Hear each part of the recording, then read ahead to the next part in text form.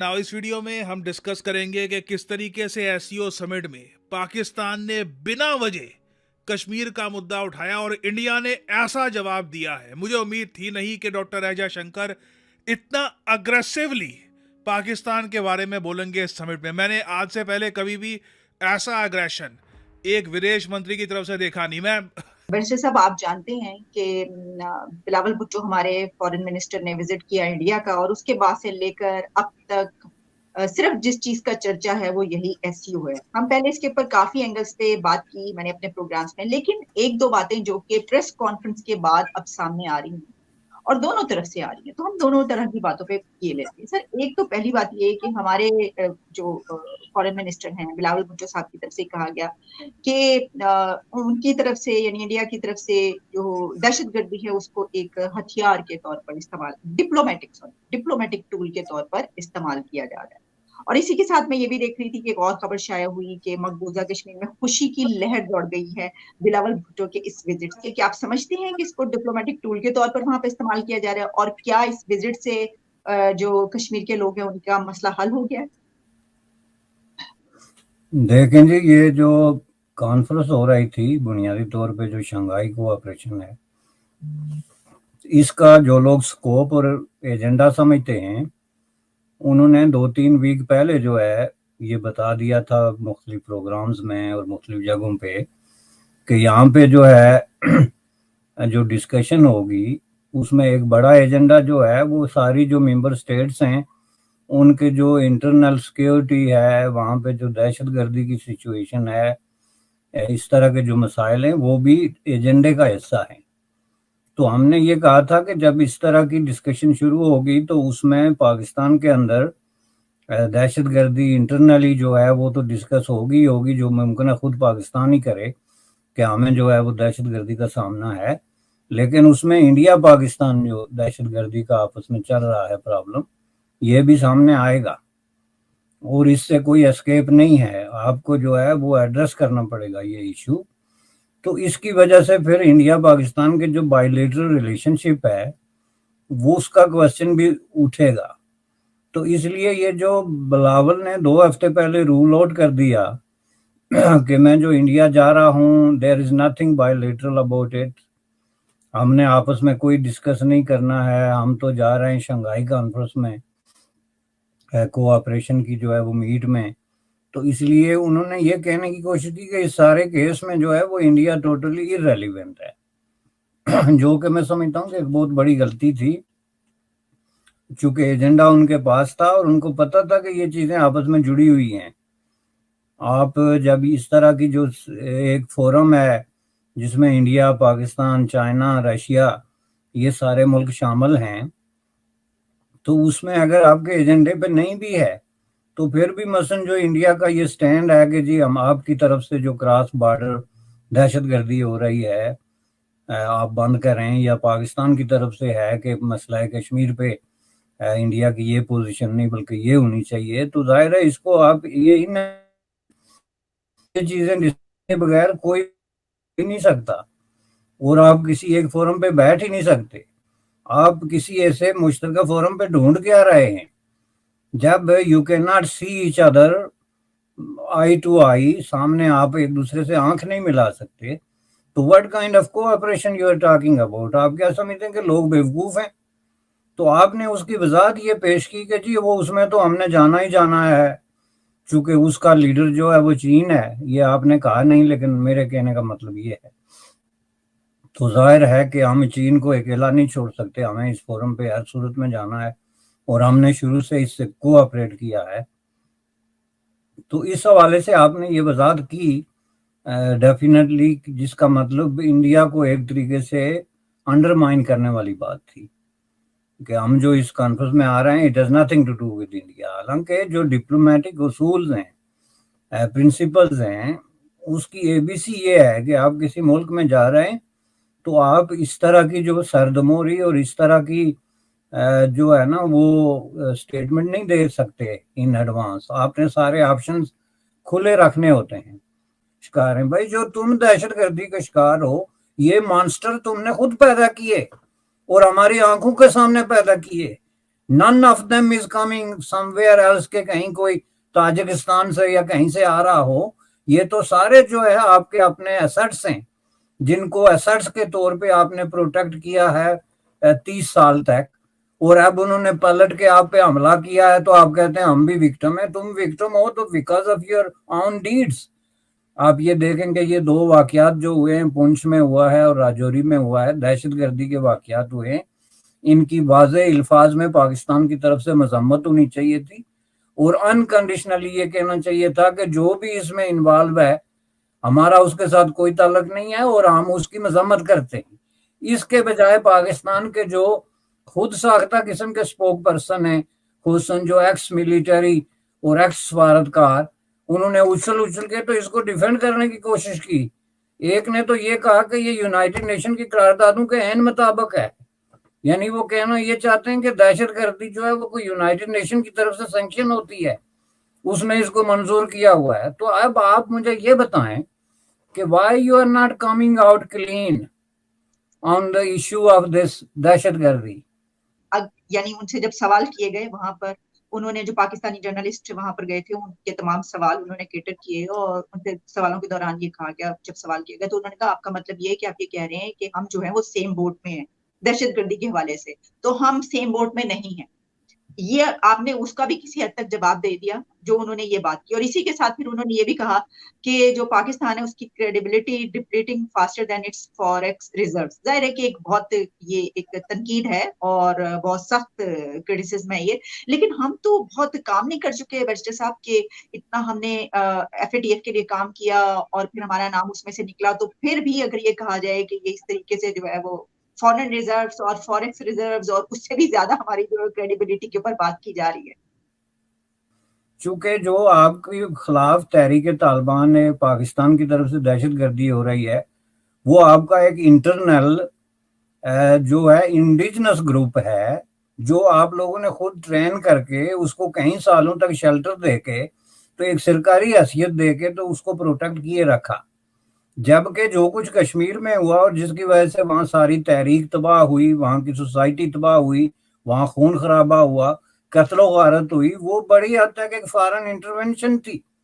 उसमें जो है वो सैकड़ों की तादाद में लोग जो है वो अफगानिस्तान से लेके तो मिस्र से लेके तो अलजायर से लेके तो ऐसे ऐसे मुल्कों से इंपोर्ट किए गए क्रिमिनल फ्यूजिटिव जिनको आप कहते हैं, जेलों से भागे हुए या जो जेलों को खोल के जेलें तो उनको भेजा गया था अफगानिस्तान में लड़ने के लिए, वो आपने रीऑर्गेनाइज करके तो कश्मीर में डाले, जो कि एक ब्लेटेंट एक क्लियर एक अनचैलेंजेबल एक्ट ऑफ जो है दहशतगर्दी है जो आपने प्ले किया, जिसकी वजह से ये कश्मीर में नौबत यहां तक आई। तो अब अगर आप कहते हैं कि उसमें कश्मीरी में खुशी की लहर दौड़ गई तो इसमें खुशी वाली कौन सी बात है? आप मुझे जरा खुशखबरी तो बताएं। ये जो कुछ बिलावल साहब की विजिट की का जो आउटकम है, कहता नजर इसके कि किसने क्या कहा या किसने क्या किस तरह की बॉडी लैंग्वेज इख्तियार की, लेकिन ये मैं आपको बता दूं कि ये एक बहुत बड़ा एक डिप्लोमेटिकली एक डिजास्टर विजिट है जो बहुत ही बड़ा काउंटर प्रोडक्टिव है। और इसको आप इस तरह पेश कर सकते हैं जैसे कि ये इन्होंने जाके तो समझ लें कि अपने दरमियान बातचीत ना करने और ताल्लुकात को नॉर्मल ना करने के प्रोसेस को एक और किक लगा के आगे किया है, बजाय इसके कि उसके उलट होता कि जी एक विजिट हुई तो उसकी वजह से कुछ जो है वो चीजें को जो है वो ओपन हुई हैं या कुछ मामला। तो सर हम तो यही समझ रहे हैं कि बिलावल भुट्टो ने एक बहुत बड़ा काम कर दिया, 12 साल के बाद वहां पर गए और चलो यही जो है ही बड़ी बात है कि बातचीत नहीं हो रही थी, बात हुई। लेकिन वैसे साहब मेरे जहन में ना इससे जब ये कहा गया उनकी तरफ से कि सेम बोट में हम नहीं है, अच्छा मेरे जहन में इसका एक और एंगल है जिसको मैं इस तरह ले रही थी कि वो बहुत तरक्की कर गए हैं, 5th लार्जेस्ट इकोनॉमी बन गए हैं और हम अभी तक उस मुकाबले में हैं और हम अपने आप को ना, वो हमारी अना जाहिर है कि इतनी है कि हम कोई भी बात मानने को तैयार नहीं होती। जब उनकी तरक्की की कोई ऐसी बात होती है तो हम कहते हैं ओ ऐसी की तैसी, वो हम देख लेंगे कहाँ से आ गया ये क्या है, हम उसको क्यों एक्सेप्ट नहीं कर ले। मुझे लगता है कि हमें इस तरीके से सोचना चाहिए और आवाम को बताना चाहिए कि हम तरक्की में और अपने स्टेटस में अब सेम बोट में नहीं रहे। डॉक्टर जयशंकर ने ये कहा है कि उठें, कॉफ़ी की स्मेल लें जो है वो 370 कभी रिव्यू नहीं होगा, और आप ये भूल जाएं, बल्कि हम तो बात कर रहे हैं कि हमने आज़ाद कश्मीर लेने आना है आपसे। सो एक यंग फॉरेन मिनिस्टर जिसकी उम्र 36 साल है, आपको लगता है कि पाकिस्तान की यूथ भी यही सोच रही है जिस तरह बिलावल भुट्टो जरदारी सोच रहे हैं, या इस तरह अगर सवाल करूं कि क्या इस यही पाकिस्तान की डिजायर है कि हम बिलावल ने क्या ये मौका जाया कर दिया है कि वही पुरानी बातें करके जो है वो जो पुराने जो कुरैशी साहब करते थे या बाकी लोग करते थे, वही बातें करके उन्होंने अपना वक्त भी जाया किया है और ये भी बताया है कि उनके हाथ बंधे हुए हैं। वो मेरे ख्याल में वो फॉरन जाके भारत के अंदर, बिलखसूस भारत के अंदर बात ये आपका सिविलियन फॉरेन मिनिस्टर जो है उसके it is beyond his pay सारी ये चीजें डिस्कस करनी, कश्मीर के बारे में, भारत के साथ हालात, बल्कि इसकी मैं सबसे बड़ी बात बताता हूँ, जो इंटरव्यू दिया है इन्होंने बिलावल भुट्टो साहब ने, ये डिस्कस किया गया वहां पे। उन्होंने कहा उन्होंने क्वेश्चन दूसरी साइड से किया था, डिसाई साहब ने कहा था कि पाकिस्तान में हमने जब भी दोस्ती का हाथ बढ़ाया है, आगे से पठानकोट हुआ है, आगे से कारगिल हुआ है, उसका जवाब नहीं दे सके बिलावल भुट्टो साहब। तो वहां पे जाके कोई चीज कमिट करना तो बहुत दूर की बात, ये तो बहुत दूर की बात ये वो अपनी लाइन से 1 इंच भी बाहर निकल के नहीं खेल सके बिलावल भुट्टो साहब, ना उनको पता है उनको कि वो खेलने के कॉन्सिक्वेंसेस क्या हो। तो दर हकीकत मैं जिस तरह आपको बताता हूं कि इस वक्त भी पाकिस्तान जो है वो चलाया, एजेंसियां चला रही हैं इस वक्त। ये जो जमहूरियत है, कोई जमहूरियत नहीं है, बल्कि मैं समझता हूं कि जयशंकर साहब ने स्नब किया, बल्कि उन्होंने कहा पाकिस्तान क्रेडिबिलिटी इज प्लीडिंग और going faster than the forex reserves. तो उनका पाकिस्तान अपना दुनिया से एतमाद खोता जा रहा है, अपने फाइनेंशियल फॉरेक्स का हवाला दिया। इसका मतलब ये कि आप बिल्कुल भूखे नंगे हैं दोनों साइडों पे, फॉरेन रिलेशन के हवाले से भी और आपके फॉरेन रिजर्व के हवाले से। और बात उनकी अगर देखी जाए तो काफी हद तक ठीक है, फॉरेक्स तो है ही नहीं है, मौजूद ही नहीं है, फॉरेक्स एक्सचेंज क्या आपका होना है, लेकिन कोई ऐसा मुल्क नहीं है जिसके साथ आपका रिलेशनशिप ठीक हो। You are completely isolated. एक फर्द वाहिद है जो जाके दुनिया में कोशिश कर रहा है, आपके नए आर्मी चीफ, चाइना से भी पैसे वही लाए, सऊदी अरेबिया से, यूएई से भी, और दूसरा किसी पे चाइना भी। अब आपके पास सिर्फ एक ही चॉइस है, चाइना का। मैं हमेशा आपके सेगमेंट में कहता हूं चीमा साहब कि American they are in the pockets of Indian diaspora और दे लाबी। वो आपसे बात करेंगे अमेरिकन तो वो इंडिया से पूछ के बात करेंगे, इतना इन्फ्लुएंस है। उसके बाद आपके पास क्या बचता है? आपने खैरात मांग ली, सऊदी अरेबिया बच गया, वहां से ले लिए पैसे आपने, क्योंकि आपके रिलेशनशिप होते हैं खैरात बेस्ड, डॉलर बेस्ड। अब आपके पास सिर्फ एक ही दरवाजा है, चाइना का। उनकी मिन्नतें तरले जारी हैं आपके, बिल्कुल इसमें कोई शक नहीं है। आपके चीफ जो है वो उनको काफी एश्योरेंसेस देकर आए हैं कि हम आपकी हिफाजत करेंगे। जब तक कॉन्फ्रेंस रही, बहुत अच्छे तरीके से डॉक्टर जयशंकर ने कॉन्फ्रेंस को होस्ट किया, और बल्कि बिलावल ने वहाँ पे बड़ी तारीफ भी की कि उन्होंने बड़े अच्छे तरीके से चीज़ें मैनेज की हैं। लेकिन जैसे ही मीडिया अपीयरेंस हुई तो बिलावल जो हैं उन्होंने भी टफ लाइन ली इंडिया के ऊपर, और दूसरी तरफ डॉक्टर जयशंकर ने मज़ीद बिलावल भुट्टो जरदारी को उन्होंने कहा जी कि ये प्रमोटर हैं, जस्टिफायर हैं टेररिज्म इंडस्ट्री के, और ये चीज़ें चली हैं। तो आप कैसे देखते हैं कि एक, और दूसरा बिलावल ने तो ये भी कह दिया है कि ये इंडिया जो है वो इलेक्शंस के लिए सारा कुछ करता है, और अभी कर्नाटका में हो रहे हैं। दूसरी तरफ उन्होंने ये भी कहा कि जो रिस्पॉन्सिबिलिटी है वो इंडिया के ऊपर है कि वो डायलॉग करें, टॉक्स करें, हमें इंगेज करें। और उन्होंने ये बिलावल साहब ने जो बातें की हैं, इसका इंडियन मीडिया पे भी शोर मचा हुआ है और पाकिस्तान के मीडिया पे भी शोर मचा हुआ है। आप कैसे देखते हैं, क्या ये बिलावल का जो विजिट है ये आप समझते हैं कि कोई रंग लाएगा? नॉर्मली तो हमें पता चला है कि कोई बायलैटरल मीटिंग भी नहीं हुई, कोई डायलॉग नहीं हुआ, हैंडशेक भी नहीं हुआ, और बाद में मीडिया पे लड़ाइयाँ भी हो गई हैं। आपकी क्या असेसमेंट है बिलावल के विजिट के हवाले से, और जो पर्टिकुलरली बिलावल ने और डॉक्टर जयशंकर ने जो मीडिया के साथ इंगेजमेंट की है कॉन्फ्रेंस के बाद, उस हवाले से सर? चीमा साहब देखिए, मैं समझता हूँ कि इसकी इंपॉर्टेंस जरूर थी। बिलावल भुट्टो साहब का वहां 12 साल के बाद पाकिस्तान का कोई फॉरेन मिनिस्टर इंडियन सॉइल पे गया, इसकी इंपॉर्टेंस तो थी, लेकिन उसमें से हासिल कुछ नहीं हुआ। मैंने इसको, I was watching it very closely my self. Jaishankar साहब ने जो क्लोजिंग अपनी प्रेस कॉन्फ्रेंस की, उसमें से 4 सवाल उनसे किए गए, 4 सवालों में से 3 पाकिस्तान रिलेटेड थे, और इट मीन्स के वाज वेरी इंपॉर्टेंट। लेकिन दोनों तरफ से जो है वो सख्त अल्फाज का इस्तेमाल किया गया, दोनों तरफ से। बिलावल भुट्टो साहब ने वहां इंडिया टुडे को इंटरव्यू दिया, वहां बड़े मैच्योर उनके जर्नलिस्ट हैं, देसाई साहब, सर देसाई, और उनको दिया, और उस पर भी बड़ी हिटेड वहां पे। तो इन लोगों ने देखो इंडिया में आकर ना बिना वजह कश्मीर का मुद्दा रेस किया। ऑब्वियसली टारगेट यही था कि पाकिस्तान की जनता को लगे कि इनके जो विदेश मंत्री है इंडिया में गए, कश्मीर का मुद्दा रेस किया। मगर एससीओ के फोरम को गलत तरीके से यूज करना कश्मीर के लिए ये बहुत ज़रा गलत है। बट मैं ये कहूँगा, देखिए पाकिस्तान की जो पब्लिक है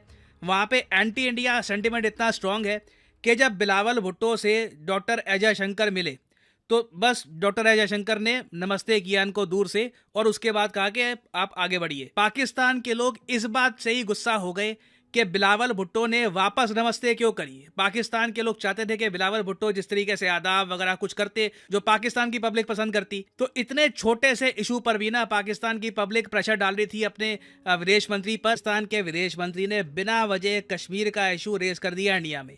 ये कहा कि जो इंडिया का निर्णय है आर्टिकल 370 हटाने का, इसकी वजह से दोनों कंट्रीज के रिलेशंस खराब हुए हैं, और जब तक आर्टिकल 370 वापस रीइंस्टेट नहीं होता इंडिया पाकिस्तान के रिलेशंस वापस नॉर्मल नहीं होने वाले। ये इन्होंने कहा है कि हम इंडिया के साथ बायलैटरली एंगेज ही नहीं करेंगे जब तक आर्टिकल 370 वापस नहीं आता। 2019 में ये हटा था, 2023 में अभी हम हैं, 4 साल होने को है इसको, अभी भी पाकिस्तान इस इशू पे अटका हुआ है। फिर इस सब के अलावा देखिए पाकिस्तान की तरफ से यह भी इशू रेस किया गया कि जो G20 समिट भारत होस्ट करेगा ना, उसकी कुछ मीटिंग्स श्रीनगर में, जम्मू कश्मीर में क्यों होस्ट की जा रही है, इस बात को लेकर भी पाकिस्तान गुस्सा था।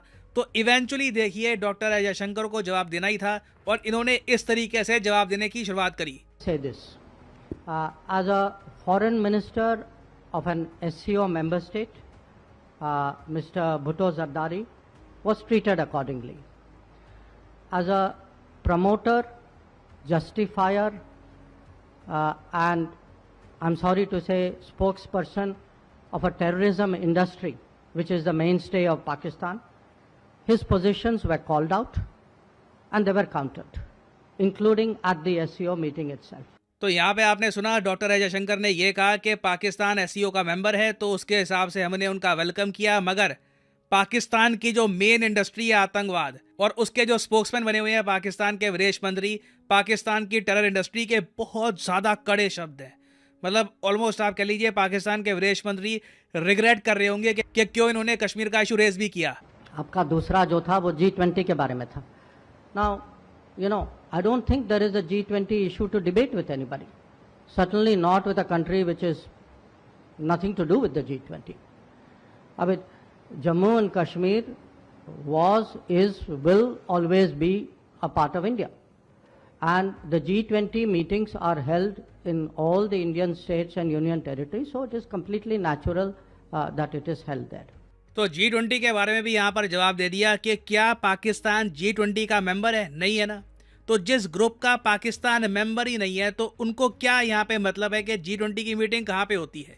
और अगेन कश्मीर, जम्मू कश्मीर इंडिया का पार्ट है, तो वहाँ पे तो ऑब्वियसली मीटिंग होगी, उसमें कोई नई बात क्या है। तो बहुत ज़्यादा स्ट्रेट फॉरवर्ड जवाब दिया है, और आगे यहाँ पर सुनिए। You know, on this matter, the terrorism matter, I mean, I would say Pakistan's credibility is depleting even faster than its forex reserves. Absolutely no mercy, brutal जिसको कहते हैं ना, कंप्लीट नॉकआउट।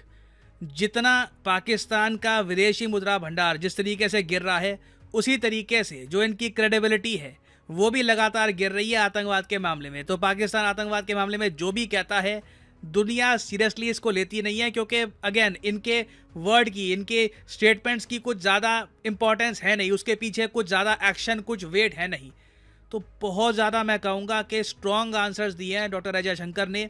और सना अमजद नाज़रीन, 12 साल के बाद पाकिस्तान के फॉरेन मिनिस्टर बिलावल भुट्टो जरदारी ने इंडिया का दौरा किया, लेकिन इंडिया जाकर उन्हें काफ़ी सारी तनकीद का सामना करना पड़ा। इंडिया के फॉरेन मिनिस्टर एस जयशंकर ने कहा कि पाकिस्तान की मेन इंडस्ट्री टेररिस्ट इंडस्ट्री है और बिलावल भुट्टो जरदारी इस इंडस्ट्री के स्पोक पर्सन है।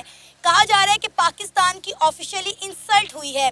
इस उमर बिलावल भुट्टो जरदारी 12 साल के बाद इंडिया विजिट करने गए हैं, वहाँ उन्हें काफ़ी ज़्यादा तनकीद का निशाना बनाया गया। इंडिया के फॉरेन मिनिस्टर जयशंकर ने कहा है कि पाकिस्तान की जो मेन इंडस्ट्री है ना, वो टेररिस्ट इंडस्ट्री है और बिलावल भुट्टो जरदारी उस इंडस्ट्री के स्पोक पर्सन हैं। क्या कहेंगे आप?